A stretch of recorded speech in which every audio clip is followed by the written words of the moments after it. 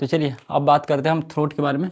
Brain ख़त्म हो गया, अब गले के बारे में देखेंगे, थ्रोट। ठीक है, तो दोस्तों थ्रोट में जो है 2 ग्लैंड प्रेजेंट है। एक का नाम है थायराइड ग्लैंड, ठीक है, और दूसरा का नाम है पाराथायराइड ग्लैंड, पाराथायराइड ग्लैंड। ठीक है भाई।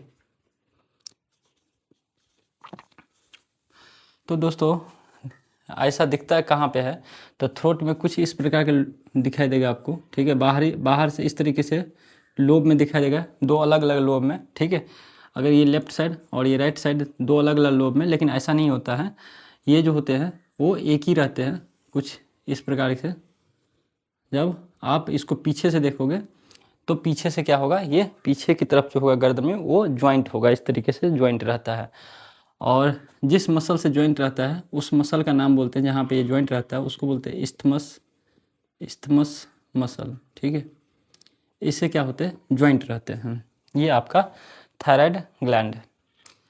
अब इसी के ऊपर में क्या होते हैं, इसी के ऊपर में चिपका होता है आपका पाराथायराइड। ठीक है, इसी के ऊपर में चिपका रहता है आपका पाराथायराइड ग्लैंड। ठीक है भाई, इतनी चीज़ आपको पता है। और आप देख सकते हैं पाराथायराइड जो है वो 2 है, तो पाराथायराइड हमेशा कितना होता है, पेयर में होता है। कितना में होता है, पेयर्स में होते हैं। ठीक है, तो ये भी आपका एक क्वेश्चन बन गया यहाँ से कि पाराथायराइड कितने हैं, 2 है, 2 हिस्सों में है। ठीक है, लेकिन थायराइड जो है एक ही हिस्सा में है, लेकिन आपको आगे से 2 लोब दिखाई देगा, लेफ्ट साइड राइट साइड, और पीछे से है इस्थमस मसल द्वारा चिपका रहता है, जुड़ा होता है। ठीक है, दोनों मसल्स, और ये नेक के पीछे साइड से जुड़ा रहेगा। ठीक है भाई, अब हम बात कर लेते हैं थायराइड ग्लैंड से, थायराइड ग्लैंड से। ठीक है जी दोस्तों, 2 हार्मोन निकलता है। ठीक है, 2 हार्मोन रिलीज करता है। एक हार्मोन का नाम है थायरोक्सिन, थायरोक्सिन हार्मोन। ठीक है, हार्मोन। और दूसरा जो हार्मोन है वो है आपका कैल्सीटोनिन हार्मोन। ठीक है, कैल्सीटोनिन हार्मोन। ठीक है जी, तो थायराइड ग्लैंड से कितने हार्मोन निकला, 2 हार्मोन निकला। एक है थायरोक्सिन हार्मोन, दूसरा है आपका कैल्सीटोनिन हार्मोन। ठीक है भाई, अगर बात करें पाराथायराइड से, तो पाराथायराइड से कितने हार्मोन निकलता है ये भी देख लीजिए। पाराथायराइड ग्लैंड से दोस्तों एक हार्मोन निकलता है और उसका नाम है पाराथॉर्मोन हार्मोन। ठीक है, पाराथॉर्मोन हार्मोन, तो याद रहेगा। ठीक है, थायराइड ग्लैंड से 2, थायरोक्सिन और कैल्सीटोनिन, और पाराथायराइड ग्लैंड से एक हार्मोन पाराथॉर्मोन हार्मोन। ठीक है, अब चलिए इनका हम वर्क देखते हैं। ठीक है, तो सबसे पहला जो हार्मोन है आपका थायरोक्सिन, उसके बारे में देखिए। थायरोक्सिन हार्मोन दोस्तों ये क्या काम करता है, ज़रा इनके बारे में देखिए। तो पहला जो काम है दोस्तों इसका, ये है ग्रोथ हार्मोन को रेगुलेट करता है। ठीक है, ये जो है टू हेल्प, ऐसे लिख दो, टू हेल्प ग्रोथ हार्मोन। ठीक है, टू हेल्प ग्रोथ हार्मोन। ठीक है, ग्रोथ हार्मोन को हेल्प करता है। आपने देखा होगा कोई व्यक्ति जो है कम भी खा रहा है फिर भी मोटा रहा है। ठीक है, क्योंकि उसमें थायरोक्सिन जो है अधिक मात्रा में रिलीज हो रहा है। ठीक है, तो ग्रोथ हार्मोन ज़्यादा ही उसका बन रहा है, ज़्यादा वृद्धि कर रहा है उसका शरीर।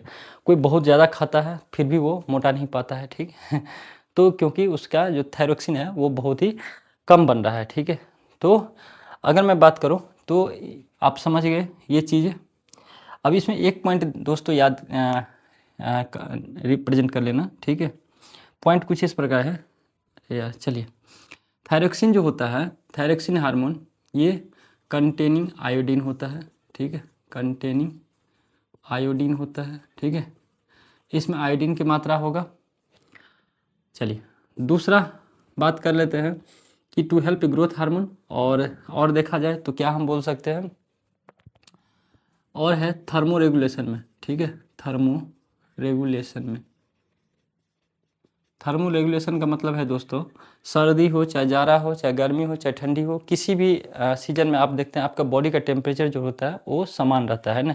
बॉडी के टेम्परेचर में डिफ्रेंशिएट नहीं करता, एक समान बना के रखता है। तो वो जो काम है वो थायरोक्सिन का काम है, लेकिन थायरोक्सिन अकेले नहीं करता है ये सारे काम।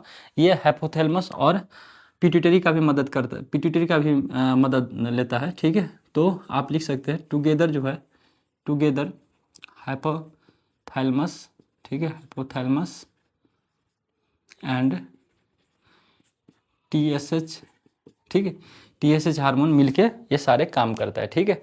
TSH हार्मोन हाइपोथैलेमस के साथ आया हुआ हार्मोन और थायरोक्सिन, ये सब मिलके क्या करता है, आपके बॉडी को टेम्परेचर जो है एक समान रखने की कोशिश करता है या एक समान रखने में काम करता है, ठीक है, रखने के लिए काम करता है। अब बात कर लेते दोस्तों, एक है आपका कैल्सीटोनिन हार्मोन, ठीक है, कैल्सीटोनिन हार्मोन। ये जो है इसमें लिखिएगा, ये फ्री फ्रॉम आयोडीन रहता है, फ्री फ्रॉम आयोडीन, ठीक है, इसमें आयोडीन की मात्रा नहीं होता है। अगर इसका काम देखा जाए तो इसका काम बहुत इंपॉर्टेंट है ब्रो, ठीक है। इसका काम जो है ना यार, ये काम करता है to deposit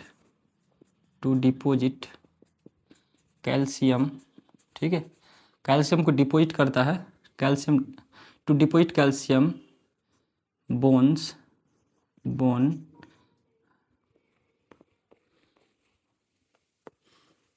to deposit calcium into bones, लिख लो, बोन्स फ्रॉम ब्लड स्ट्रीम, ठीक है।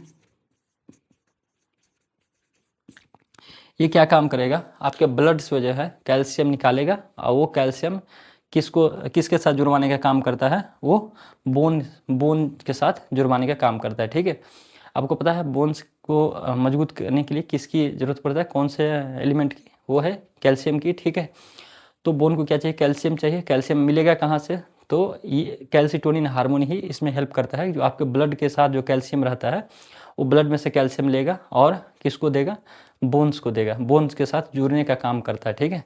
तो आप लिख सकते हैं कि डिपोजिट करने का काम करता है, कैल्शियम को डिपोजिट करता है बोन्स में, कहाँ से लेके, ब्लड से लेके, ठीक है, ब्लड स्ट्रीम से लेके किसमें, बोन्स को साथ जुड़ने का काम करता है कैल्शियम को, ठीक है। दूसरा, अगर इसकी डिफिशियंसी हो जाए ब्रो, डिफिशियंसी हो जाए कैल्शियम का, तो आपको ऑस्टियो, ये जो है आपको डिजीज हो सकता है, ठीक है, इसकी डिफिशियंसी से। अगर बात करें इसकी डिफिशियंसी क्या हो सकता है, तो दोस्तों इसकी डिफिशियंसी आपको पता है गाइटर हो सकता है, ठीक है, गाइटर हो सकता है, याद रखिएगा। अब बात कर लेते हैं पाराथॉर्मोन हार्मोन की, पाराथॉर्मोन हार्मोन की, ठीक है, पाराथॉर्मोन हार्मोन, ठीक है। तो इसका बहुत ही सिंपल काम है भाई, इसका काम है जो कैल्शियम जो डिपोजिट हुआ है बोन पे और बोन सेल जो डेड हो गया है, उस डेड सेल से, डेड बोन सेल से क्या करना, कैल्शियम को लेना और उसको ब्लड में मिक्स करना, ठीक है। तो आप क्या लिखेंगे, पाराथॉर्मोन का काम क्या है कि to remove calcium from dead bone cell,